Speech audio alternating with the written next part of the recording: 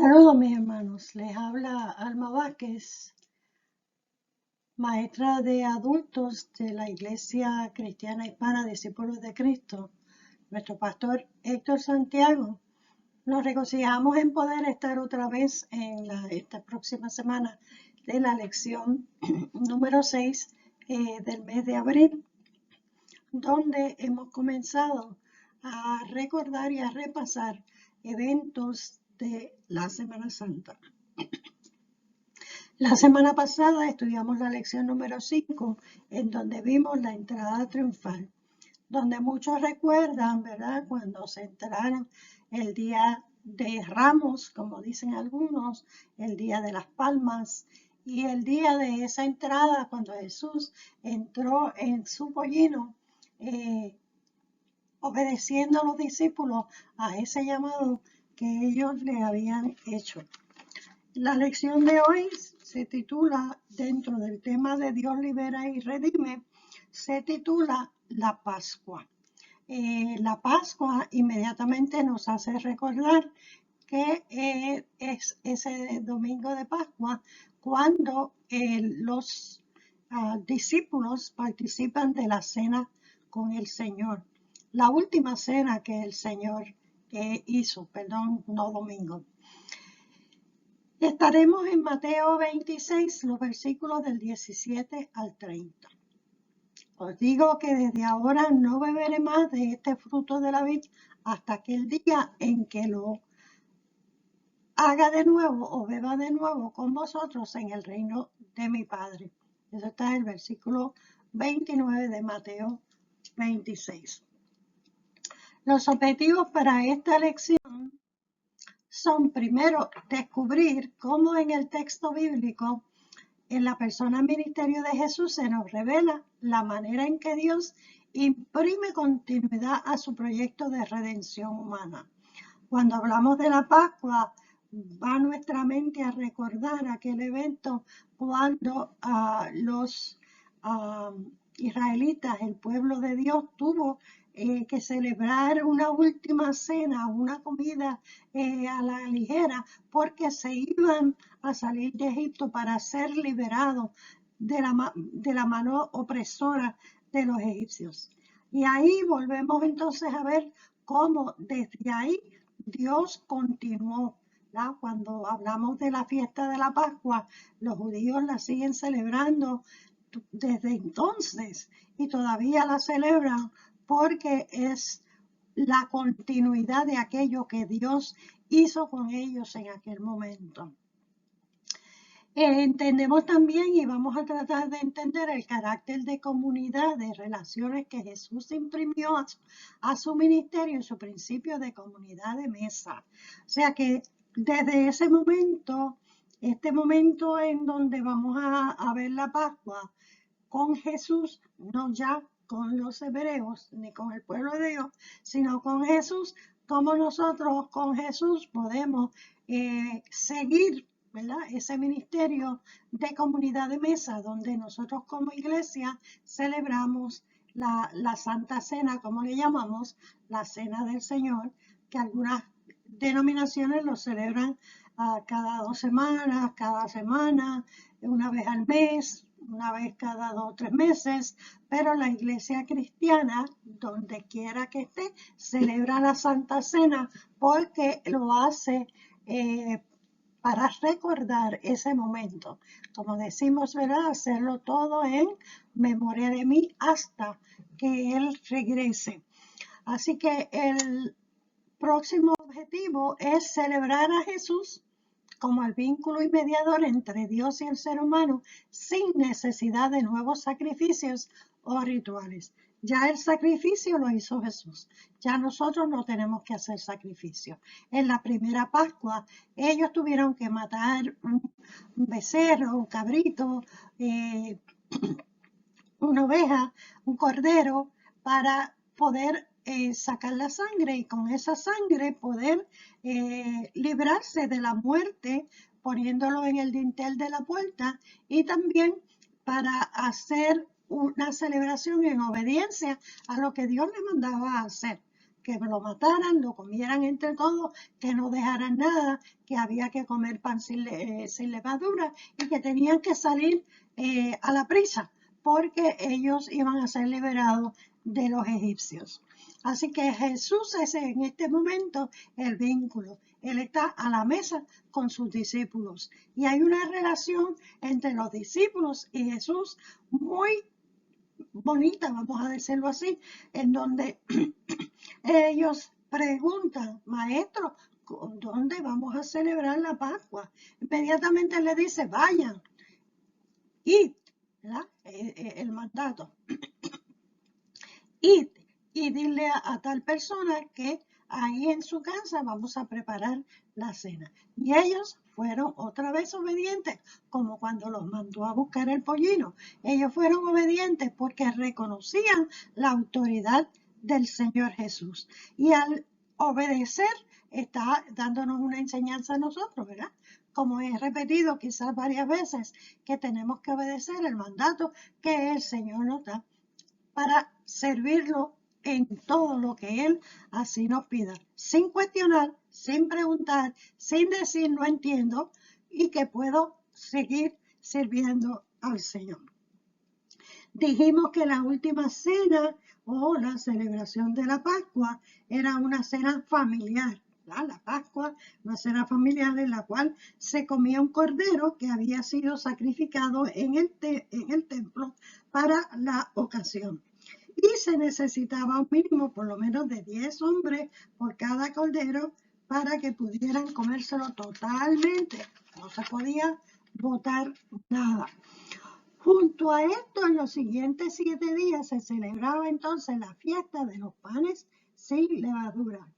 Ambas fiestas eran una conmemoración que recordaba al pueblo su liberación del yugo de esclavitud egipcio y el inicio de su peregrinaje por el desierto. Al salir tan deprisa solo podían comer pan sin levadura. La sangre vertida por el cordero era la que se usó para pintar el dintel de cada puerta y así evitar que el ángel de la muerte los alcanzase. Aquí Mateo nos presenta 3 momentos. Los pasajes del 17 al 20, donde habla de la preparación para la Pascua. 17 al 20 dice, el primer día de la fiesta de los panes sin levadura, vinieron los discípulos a Jesús diciéndole, ¿dónde quieres que preparemos para que comas la Pascua? Y él dijo, id a la ciudad a cierto hombre y decirle, el maestro dice, mi tiempo está cerca. En tu casa celebraré la Pascua con mis discípulos. Y los discípulos hicieron como les mandó y prepararon la Pascua. Cuando llegó la noche, se sentó a la mesa con los 12. Ahí determina una relación que hay entre él con los discípulos. Y en ese momento, entonces, en los versículos del 21 al 25, nos da otra revelación y es el anuncio de la traición del Padre. La primera revelación, donde se iba a preparar la Pascua. La segunda revelación, cuando él habla sobre quién lo iba a entregar. Y mientras comían, dice el verso 21, dijo, de cierto os digo, que uno de vosotros me va a entregar. Y entristecidos en gran manera. Ese entristecido nos da a nosotros ese sentimiento de la relación, cuando estamos en relación con alguien querido, con alguien que está cerca de nosotros. Hoy mismo nosotros estamos tristes como iglesia por una hermana maravillosa y buena y fiel al Señor que pasó a morar con el Señor. Estamos tristes porque no la vamos a volver a ver físicamente, pero estamos gozosos porque sabemos que está en los brazos del Señor. Así entristecidos en gran manera, comenzó cada uno de ellos a decirle, ¿soy yo, Señor? Entonces él respondiendo dijo, el que mete la mano conmigo en el plato, ese me va a entregar. A la verdad el Hijo del Hombre va según está escrito de él, mas ay de aquel hombre por quien el Hijo del Hombre es entregado. Bueno le fuera a ese hombre no haber nacido. Entonces, respondiendo Judas, el que lo iba a entregar, dijo, ¿soy yo, maestro? Le dijo, tú lo has dicho. Ahí estamos entonces viendo el anuncio de la traición. Y hay un detalle muy importante. Cuando los demás le preguntaban, decían, ¿soy yo, Señor? Estaban reconociendo y decían Señor porque reconocían su autoridad y reconocían que Él era el enviado, el Mesías, a quien Dios había enviado para la redención de ellos. Mas, sin embargo, Judas dice, ¿soy yo, maestro? No reconoce autoridad del Señor. No reconoce que Él era siervo del Señor. No reconoce que Él tenía o venía de parte de Dios. Simplemente un maestro. Como muchos otros han dicho que Jesús es maestro o profeta o predicador, pero no le reconocía. Sin embargo, nosotros reconocemos que Él es nuestro Señor y Él es nuestro Salvador. Y el otro evento que recalca Mateo aquí es el nuevo significado de la cena, que está en los versos 26 al 30. Y dice, mientras comían, tomó Jesús el pan y bendijo, y lo partió, y dio a sus discípulos y dijo, tomad, comed, este es mi cuerpo. Y tomando la copa y habiendo dado gracias, les dio diciendo, bebed de ella todos. Porque esto es mi sangre del nuevo pacto, que por muchos es derramada para remisión de los pecados. Y os digo que desde ahora no beberé más de este fruto de la vid hasta que el día en que lo beba nuevo con vosotros en el reino de mi Padre. Y cuando hubieron cantado el himno, salieron al monte de los olivos. En estos versículos, en estos últimos versículos, encontramos la institución de la Santa Cena. Y para nosotros es muy importante porque dice el Señor que lo hagamos en memoria de Él, que vamos a recordar ese momento y que lo hagamos, ¿verdad?, constantemente. Como dije hace un ratito, que lo hacemos, ¿verdad?, hoy en día, 2 veces a la semana, pero cada 2 semanas, una vez a la semana, una vez al mes, pero recordamos ese momento. Ahí entonces anuncia que el pan y el vino simbolizan su cuerpo y su sangre. Ahí le está dando un nuevo significado a esa Pascua, a esa cena. En aquella vez, el sacrificio de aquel cordero simplemente significaba la liberación del pueblo. Un sacrificio que ya ellos estaban acostumbrados a hacer en el templo o en el tabernáculo o desde que ellos salieron empezaron a hacer ese evento de matar el cordero, sacrificio del cordero. Pero él aquí dice que ahora soy yo el cordero, yo soy el que derramo la sangre, soy yo el que verdaderamente estoy dando mi cuerpo y mi sangre por la liberación de ustedes. Ya ahí Jesús les anuncia que esta será la última vez, esa era la última vez, que la celebración hasta que se reúnan en el banquete mesiánico en la culminación de la historia. Y luego cantaron el himno. En este texto entonces presentamos a Jesús y sus discípulos preparándose para conmemorar una fecha trascendental que remitía al pueblo a cuando Dios los liberó de la esclavitud en Egipto, registrando expresiones de que en su persona y ministerio Él es la continuidad del proyecto redentor de Dios. Por eso el título de hoy, Dios libera y redime. Aquí se les recuerda a los judíos que de la época que Dios se mueve en la historia.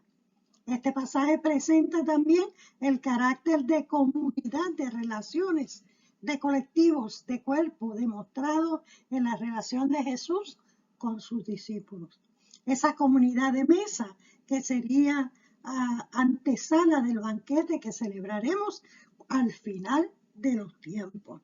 La mesa, lugar para mostrar que desde ella se anunciaba una gesta de restauración de los rechazados y marcaba la religión legalista. La mesa no se trataba de una comida, sino el anuncio de esa reunión escatológica, que quiere decir el final de los tiempos. Desde la mesa nos presenta un desafío como creyentes de cómo expresar nuestra práctica religiosa, todo ello enfatizando el valor de la comunidad por encima del interés personal. Y por supuesto, vemos en el texto estudiado la transformación sobre la celebración tradicional de la Pascua, para convertirse en una nueva alianza donde el pan y el vino son los elementos representativos del sacrificio de Jesucristo, como el nuevo Cordero Pascual que cancela los nuevos sacrificios. Resumimos, la fe cristiana ha mantenido durante siglos hasta el tiempo presente esa convicción de que en Jesucristo se revela la continuidad histórica del propósito redentor de Dios hasta los seres humanos. Y eso seguirá hasta que Él venga. El ministerio y la enseñanza de Jesús estaban montadas en la concepción del pueblo de Dios, trazada desde siglos anteriores en la historia de la nación judía. Por eso para Jesús fue trascendental, importante implementar esta práctica de comunidad de mesa como un signo importante de la presencia del reino de Dios. Como dijimos, la mesa no se trataba de una comida, sino de afirmar el poderoso signo de que donde quiera que se constituía la comunidad de mesa, se estaba anunciando esa reunión escatológica. Al final del tiempo, nosotros estaremos todos sentados a la mesa. La lección que queda para nosotros y nosotras es la actitud mostrada por Judas. Es que aún en medio de la comunidad de creyentes pueden surgir y manifestarse acciones antagónicas que ponen en riesgo la salud y el avance del Evangelio de Jesucristo. Por último, el elemento de trascendental importancia y centralidad que nos revela el texto bíblico es la transformación que Jesús realiza sobre la celebración tradicional de la Pascua para convertirla en una expresión de la nueva alianza, simbolizada por la manera en que el pan y el vino se tornan en elementos representativos del sacrificio de Jesucristo como el nuevo Cordero Pascual que cancela de ahí en adelante nuevos sacrificios. No hay sacrificio que hacer, ya el Señor fue quien lo constituyó. ¿Cuáles son los elementos constitutivos del Evangelio de Jesucristo que hoy nos pueden ayudar a creer y a afirmar la continuidad de Dios en medio de la historia humana? Nosotros nos contestamos a nosotros mismos la relación entre Dios y el hombre, Jesucristo nuestro Señor. Oramos. Señor y Dios de las convocatorias eternas, ayúdanos a fortalecer la conciencia de que nuestra experiencia de fe no puede estar desligada de los demás. Cree en nosotros una disposición de espíritu que nos ayude a aportar lo más rico y significativo en beneficio de la comunidad de fe, así como el resto de nuestro entorno comunitario. Danos siempre la oportunidad de celebrar a Jesucristo como el vínculo perfecto de nuestra vida con Dios. En Jesucristo oramos. Amén. Y ya veremos la próxima semana la otra lección.